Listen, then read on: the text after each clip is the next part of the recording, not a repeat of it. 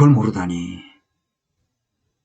문재인도 그걸 모르고 홍석현을 만났다는 게 말이 안 되는 거예요, 기본적으로.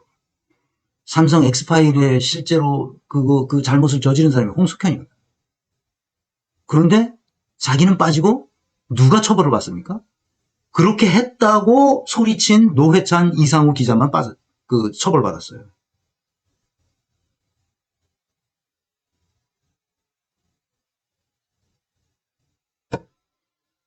그 신직수의 셋째 아들이 신한균인데, 신한균은 이미 사망했어요. 근데 그 아들이 85년생인데 신현성이라는 애인데, 얘가 티켓몬스터, 티몬의 대표였어요. 신현성은 그 티라 루나를 만든 그 권도형이라는 애, 그 지금 어디야, 유럽에 지금 도망가서 거기서 잡혀 있죠. 그 테라폼레스라는 회사를 만든 권도형과, 그 공동 창업을 했던 사람이에요.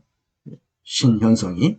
그러니까 문재인은 홍석현이 누구라는 것을 몰랐다는 것은 불가능하죠. 다 알았죠. 자, 경향신문 엊그제 신문이에요. 어제 기사입니다. 테라루나 심리 판사를 봤어요. 얘네들이 지금 다 붙잡혀 왔잖아요. 그 권동이 빼고. 그 신현성 성공 신화를 이 판사가 알고 보니까 기자 시절에 신현성을 인터뷰했던 사람이야. 주심판사가 누구냐? 주심판사가 누구냐? 명재건 판사야. 명재건 판사가 어떤 사람이냐? 이 사람이 중앙일보에 기자 생활을 했을 때 2010년도에 신현성을 성공신화의 인물로 인터뷰를 해서 중앙일보에 실어줬던 그 기자가 나중에 부장판사가 됐어. 명재건이라고. 이게 신문에 다 났어요, 여러분. 그 신현성 팀원 창업 신화를 인터뷰해서 실었는데 그 기사가 어떤 기사냐? 이게 기사야? 아니면 그냥 홍보야? 이럴 정도의. 근데 그 사람이 신현성 재판을 하고 있다는 거야. 아니, 말이 돼? 그러니까 말이 안 돼. 피해자들이 나서서 아니 공정한 대판이 되겠냐 이래가지고 과거 기자 시절에 신 대표를 성공담을 인터뷰했던, 그래서 뭐라고 얘기했냐? 이거 보면은 아니 이게 창업 경험을 공유하기 위해 인턴십 프로그램을 지속적으로 운영할게 얘기를 하고 신 대표가 말했는데, 그걸 그 기사를 읽어본 사람은 이런 것은 취재 기사인가요? 아니면 홍보 기사인가요? 이게 뭐야? 홍보 기사를 써준 거야. 이 부장판사가 기자 시절에. 그런데 그 사람을 재판한다고 나온 거지. 그러니까 이게 우리나라가 어떻게 돌아가는지 이해하시겠어요? 그래서 이게 그 테라 루나 코인으로 전 세계 투자자들을 속여 최소 4,625억 원의 부당이익을 거둔 혐의로 기소된 신 전 대표 등 7명이 첫 공판이 연다. 그런데 이 재판을 주심 판사로 있던 명재권이 중앙일보 기자로 재직하던 2010년에 신 전 대표를 인터뷰한 것을 파악됐다. 그러니까 말이 안 되는 거지, 기본적으로. 그래서 어떻게 재판부를 옮깁니다. 명재권이 자기 스스로 회피해야지. 내가 옛날에 이 사람을 인터뷰해서 이런 기사를 썼어요. 홍보 기사인지 취재 기사인지 모르는 기사를 내가 썼습니다. 그러니까 내가 재판하기는 어렵습니다. 아니, 본인 양심이 있으면 그래야 되는 거 아니야. 그래서 결국 다른 재판부로 옮겨가긴 했는데 처음부터 다시 시작해야지. 그러니까 내가 지금 뭘 얘기하려고 하냐면, 이 사람들은 자기네 이익을 위해서 무슨 짓이라도 할 수 있는 사람들이라는 거야. 노무현도 문재인도 그 사실을 아직도 모르고 있다니까. 이 냉철함이 없어요. 이 사회를 보는 냉철함. 문제의식 자체가 없다고. 생각해 보세요. 잘 보세요, 여러분. 홍석현, 문재인 당선 가능성 높아. 이때가 언제예요? 2017년이죠. 2017년 4월 19일에 2017년 5월 9일 날 선거를 했다고. 4월 19일 날 홍석현이 뭐라고 하냐? 문재인 당선 가능성이 높아. 김종인 노인이 말하는 건 말할 것도 없고, 홍석현이 이미 문재인 당선 가능성이 높다고 말해. 그러니까 홍 회장은 문재인 후보가 당선된다면 이 시대를 어떻게 해석하고 자기 역할이 무엇인지를 명확히 가졌으면 좋겠다고 말하면서, 그렇게 된다면 내가 가지고 있는 국제적 인맥과 상징성을 가지고 문재인 정부를 위해서가 아니라 대한민국을 위해서 어떤 역할을 할 수도 있다. 이 사람은 완전히 환영적 우월감에 쩔어 있는 사람이거든, 홍석현은. 문재인도 똑같죠. 이낙연 똑같죠? 누가 똑같습니까? 윤석열 똑같습니다. 내가 이 네 사람 얘기했잖아. 홍석현, 윤석열, 문재인, 이낙연. 다 똑같은 사람. 환영적 우월감에 쩔어 사는 사람들. Rücksichtslosigkeit. 냉철함 없는, 자기 이익을 위해서 뭐든지 연줄을 대해서 자기 이익을 위해서만 살아가는, 그래서 기득권층으로 올라가는 것, 그것만을 위해서 사는 사람들이죠. 문재인, 촛불 민심이 홍석현인가 프레시안이 그렇게 쓴 거예요. 아니 2017년 4월 20일 날 홍석현을 왜 만나냐, 촛불 민심이 홍석현이냐, 삼성 엑스파일 핵심자를 입각을 제안하다니 그런 입각을 거절합니다. 내가 장관이나 하랴? 홍석현이.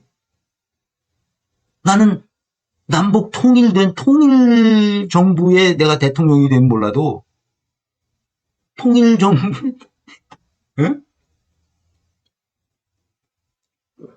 홍석현이 어떤 집안인지 이제 아셨죠? 그 신직수하고 홍석현하고 그 관계를 잘 몰라 사람들이. 신직수는 정말 사람이 아닌 거예요. 윤석열, 조선일보, 방상훈에 이어 중앙일보, 홍석현과도 심야 충격. 심야 회동. 충격적이죠. 안 되는 거예요. 다 똑같은 거예요. 자, 다시.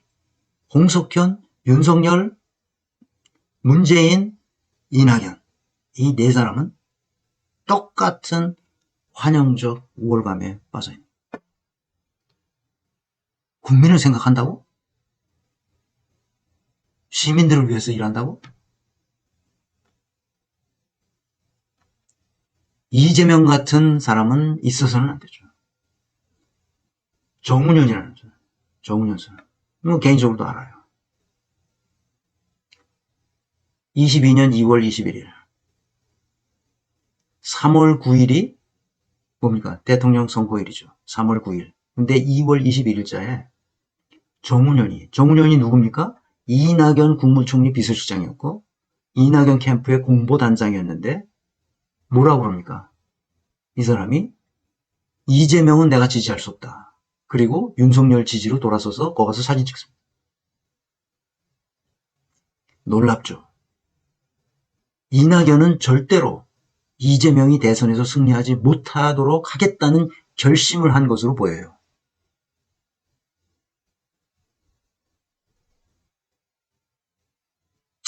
정재순 선생, 김대중은 김대중은 SK, 노무현은 삼성, 문재인은 조중동 도움을 다 받았는데 이재명 아직 그게 없음. 맞아요. 아, 정말 너무하죠? 내가 이 사람이 이재명에 대해서 뭐라고 얘기했는지에 대해서는 내가 너무 심해서 더 이상 얘기하지 않겠습니다. 이재명을 사람으로 치질 않아요. 문재인도 이재명을 도저히 차기 대통령으로 밀어줄 수 없는 사람이라고 생각했을 가능성이 높죠. 왜냐하면 그동안 이재명은 문재인을 공격해왔으니까 사실상. 지난 대선에서 촛불혁명에 가서 어마어마한 인기를 끌었죠. 문재인은 촛불혁명에 거들떠보지도 않았습니다. 이제 결론을 향해서 가겠습니다. 환영적 우월감과 환영적 열등감. 우리 대한민국의 대부분의 사람들이 이 박스 안에 갇혀 있습니다. 여기서 빠져나와서 이 학습과 깨달음의 비탈길을 힘겹게 올라가서 자기의 세계를 구축한 사람들은 많지 않습니다. 이 환영적 우월감에 쩌든 사람들, 홍석현, 윤석열, 문재인, 이낙연, 이명박, 김진표, 박병석 이런 사람들이죠. 이 사람들은 이 밑에 내려온 적이 없어요. 사춘기 때 이 세계에 살던 사람이 그냥 계속 여기에 머물러 있는 거예요. 그러니까 국민 대다수가 그들의 눈에는 보이지 않아요. 보인다면 어떻게 행동했겠어요? 마땅히 그들을 위해서 신명을 바쳐야죠. 문재인이 자기가 신명을 바쳐서 일하겠다고 했는데 신명을 바쳐서 일한 결과물이 윤석열이었죠. 그 사실을 깨닫지 않는 한 우리는 희망이 없어요. 민중의 희망이 없고 시민들에게 어떤 희망도 없습니다. 이 사람들이 지금 이 기득권층을 형성하고 있는 이 사람들이 어떤 세계에 사는지, 어떤 세계관, 어떤 인간관을 가지고 살아가는지를 우리가 깨닫지 않는 한 희망이 없단 말입니다. 근데 우리 대부분은 이 세계에 갇혀 있기 때문에 어떻게든지 이쪽으로 나아가려고만 끼룩거리고 있어요. 보세요. 이 안에 사는 사람들은 어떤 사건이 일어나고 있는지 매일매일 너무나 바쁘게 살기 때문에 무슨 사건이 일어났는지도 제대로 파악하기 힘든 일상을 살아가고 있습니다. 대부분. 그래서 그들에게 자유를 주면 안 되는 거예요. 그래서 자유를 뺏기 위해서 계속 윤석열이 억압하고 착취하는 프로그램들을 내놓고 있는 겁니다. 여기에 말려들면 안 되는 거죠. 그래서 교육개혁을 해야 되고 노동개혁을 해야 되고 검찰개혁, 사법개혁, 언론개혁 이런 것들을 해내야 되는데 아무것도 하지 않았다는 거예요. 아무것도. 우리 민족에 대한 Rücksichtslosigkeit, 민족에 대한 냉철한 사랑, Rücksichtslosigkeit, 냉철한 사랑으로 이 민족을 구원할 수 있어야 됩니다. 열정, 책임감, 균형 감각을 가진 사람이라야 공직에 나와서 일할 수 있도록 우리가 해야 됩니다. 그렇지 않으면 우리 사회에 미래가 없습니다. 왜? 이들이 잡고 있거든. 문재인의 실체를 우리가 알았거든. 나도 처음에 몰랐죠. 나는 남북 통일 그 관계를 생각하면 너무 가슴이 뜨거워서 그러다가 문재인이 이 모든 것을 다 포기하고 시끄러운 건 못하게 하고 문제가 생길 것 같은 경우는 사람들이 와글와글 할 거, 기득권층이 싫어할 만한 것은 아무것도 한 게 없어요. 홍석현은 뭘 만들었습니까? 검사들이 마음껏 해먹을 수 있는 뭐예요? 전관시장을 쫙 기름칠을 해놔서 얼마든지 먹을 수 있도록. 그래서 자기는 다 빠져나가죠. 삼성 엑스파일도 빠져나가고 무슨 세무 포탈한 거, 세금 포탈한 것도 다 빠져나가고 사모제로 빠져나가죠. 3년형에 4년 집행유예. 그래서 5년 집행유예도 아니고 4년 집행유예 이렇게 빠져나갑니다.